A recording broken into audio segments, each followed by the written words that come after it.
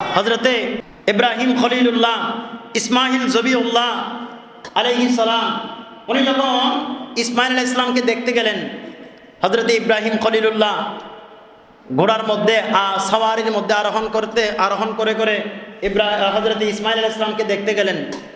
দেখার সাথে ইসমাইল আলাইহিস সালামের সহধর্মিনী উনি ঘর থেকে বলছেন, আপনি কে? বলে, আমি ইব্রাহিম খলিলুল্লাহ। ও, আপনি তো আমার ইসমাইল আলাইহিস সালামের আব্বাজান। বলে, হ্যাঁ। বলে, উনি কোথায়? বলে, উনি তো একটু বাইরে গেলেন। বলে, আপনি কিছু বলবেন? বলে, হ্যাঁ, উনি আসলে খবর দিবে, আমি ওনার পিতা ইব্রাহিম তাকে দেখতে এসেছি। হ্যাঁ, তবে আরেকটা ওসিয়ত, বলে ওনার ঘরের চৌকাঠটা যেন উনি কি করে পরিবর্তন করে ফেলে। জোরে বলেন সুবহানাল্লাহ। আসলেন ইসমাইল আলাইহিস সালাম, বলে, আপনার আব্বাজান আসছে? বলে, হ্যাঁ, আব্বাজান আসছে। তুমি খেদমত করেছো? বলে, তেমন তো কোনো খেদমত করি নাই, উনি যেটা বলেছেন ওটার উত্তর দিয়েছি। আমি ঘরের ভিতর ছিলাম, উনি বাইরে ছিল। বলে, উনি কি বলেছেন? বলে, উনি অনেক কথা বলেছেন, আপনাকে সালাম দিয়েছেন, আপনাকে দেখতে এসেছেন, কিন্তু যাওয়ার সময় একটা কথা বলেছেন। বলে, কি কথা? বলে, উনি বলেছেন ঘরের চৌকটটা যেন পরিবর্তন করে ফেলি। জোরে পড়েন সুবহানাল্লাহ। বলে, এটা তো আমি বুঝি নাই। বলে, এটা হলো আমার আব্বা বলেছেন আমি যেন আমার স্ত্রী অর্থাৎ তোমাকে পরিবর্তন করে ফেলি, তোমাকে তালাক দিয়ে আমি যেন নতুন একটা স্ত্রী গ্রহণ করি, কেননা তোমার উপর আমার বাবা অসন্তুষ্ট। জোরে বলেন সুবহানাল্লাহ। ইসমাইল আলাইহিস সালাম ওনাকে তালাক দিলেন, আর একটা নতুন বিবাহ করলেন। করার পরে হযরতে ইব্রাহিম খলিলুল্লাহ আবার দেখতে আসলেন। আসতে উনি যখন ওনার হযরতে ইসমাইল আলাইহিস সালামের ঘরের সামনে গেলেন, ওনার সন্তানের ঘরের সামনে গিয়ে জিজ্ঞেস করছে, ঘরের মধ্যে কি ইসমাইল আছে? তখন ওনার ওই স্ত্রী, দ্বিতীয় স্ত্রী ঘর থেকে বের হলেন, সালাম দিলেন, আসসালামু আলাইকুম, আপনি কে বলছেন? বাবা, উনি তো নাই, একটু বাইরে গেল। বলে, আমি হলাম ইব্রাহিম খলিলুল্লাহ।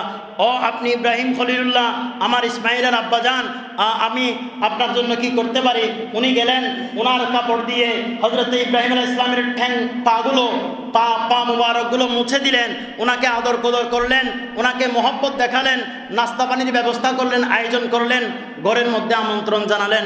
বলে, না মা, তুমি ইসমাইল জমিউল্লাহকে বলবে আমি এসেছি, ওনার ঘরের চৌকটের যেন যত্ন নেই, ওই চৌকটকে যেন মহব্বত করে। জোরে বলেন সুবহানাল্লাহ। উনি আসলেন, জিজ্ঞেস করেন, বলে, আজকে কে আসলো?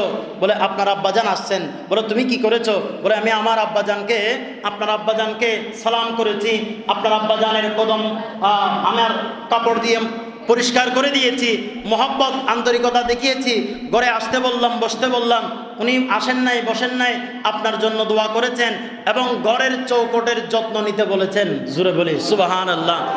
ইসমাইল জবিউল্লাহ আল্লাহর দরবারে শুকরিয়া আদায় করে বলে, ঘরের চৌকটের যত্ন মানে তোমার উপর আমার আব্বাজান আল্লাহর খলিল সন্তুষ্ট। জোরে বলেন সুবহানাল্লাহ।